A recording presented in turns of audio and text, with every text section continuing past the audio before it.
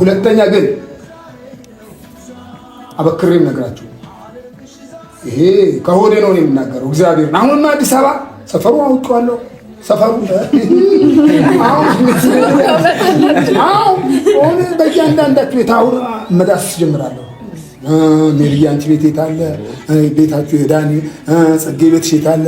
ይሳቅ ቤት የት አለ? አሁን መዳሰስ ልጀምር። እስከዛሬ ጀምር ለምን ችግር ይፈጠር እንኳኳለሁ። እንኳን ደስ አላችሁ።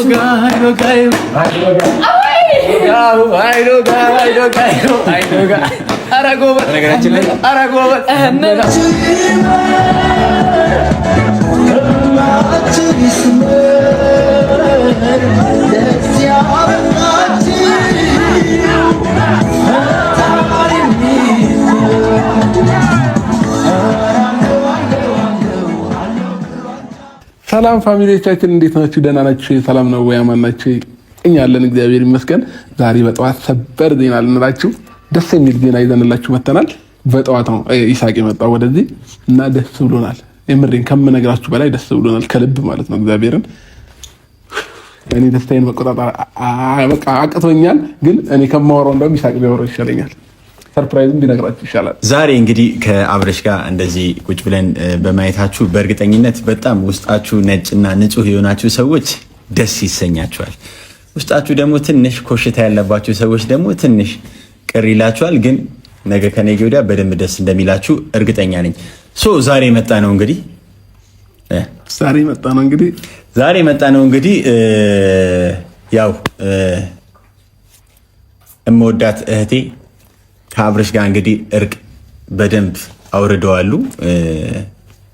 ወከሸፍና ብሏል። አረብ ማለት ነው። አረብ ምን ይላል? ወከሸፍና ይላል ነው ወባሪድ ነው ይላል። ለማንኛውም አረብኛውን ተሳስቼ ሊሆን ይችላል። ሁለቱ ደስ በሚል ሁኔታ እርቅ አውርደዋሉ። ከዚህ በመቀጠል ከእርቁ በኋላ ካናዳ የምትሄድበትን ዓላማ ሰርዘዋለች። ለምን ካናዳ ልትሄድ የነበረችው እንግዲህ የምወደውን ውዱን ባለቤቴን አጥቼማ እኔ እዚህ አልቀመጥም ብላ ነበር ያህንን የወሰነችው። ግን ይህንን ወርቅ የሆነ ዳይመንድ የሆነ እንግዲህ ባለቤቷን ካገኘች በኋላ የምን ካናዳ ነው ብላለች። እዚህ ራሱ ካናዳ ይሆንልኛል እያለች ትገኛለች። እመወዳት እህቴ ማለት ነው። ግን እኔ አሁን ግራ የገባኝ ማለት ነው ይሳቅ፣ ያንተ መሄድስ? እኔማ የውሸት ነበር እኮ አውቄ ነው አውቀ ነው ከሩታ ጋር እንደዚህ ትንሽ ላንጨርጭር ብዬ እኮ ነው እንጂ ልትሄድ አልነበረም። በነገራችን ላይ እንደ ባለብሩ ዳቦ እንደዚህ ልቀነጥሰው ነበር። በጣም እያናደድከኝ ነበር። ግን በቃ እሷን ስለመወዳት በቃ ይሁን ብቻ አለ። አይ ግን በጣም ጥሩ ትፎግራለህ። ያኔ ካናዳ አንተ አውቀህ ነበር ማለት ነው? እኔ ፓስፖርቴን ራሱ አላሳደስኩኝም ገና። ትልቅ ውሸት።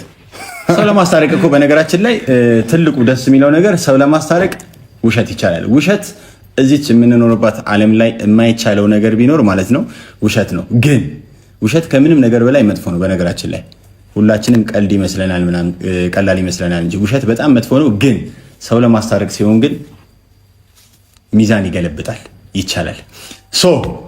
ዛሬ ሩታ መቅረቷ ብቻ ሳይሆን በጣም ደስ የሚለው እዚህ ክሩ ላይ ይሄ ሁሉ ረብሻ፣ ይሄ ሁሉ ስቃይ፣ ይሄ ሁሉ ፍቅር፣ ይሄ ሁሉ ደስታ፣ ይሄ ሁሉ ሀዘን፣ ሳቅና ለቅሶ የነበረበት ዛሬ በአንድ ትሪ መተው በየአይነት ሆነው ማለት ነው ጥሩ ምግብ ሆነዋል። ጋሼ ዛሬ እንግዲህ መተው ይህንን ሁሉ ቲም ማለት ነው ሁሉም መታረቅ አለባቸው። የአብርሽና የሩታ እህቴ ብቻ ሳይሆን ጽጌ እንዲሁም ዳኒ እንዲሁም ደግሞ ሜሪ ማለች። ሁሉም ዛሬ ተሰብስበው ጋሼ እዚችው በተጀመረችበት ቤት እዚችው ይፈጸማል ማለት ነው። የሚፈጸመው ምንድነው? ጠርታቸው ነው እንዴ? ለአንተ ሁሉ ነገር ይነገራል እንዴ?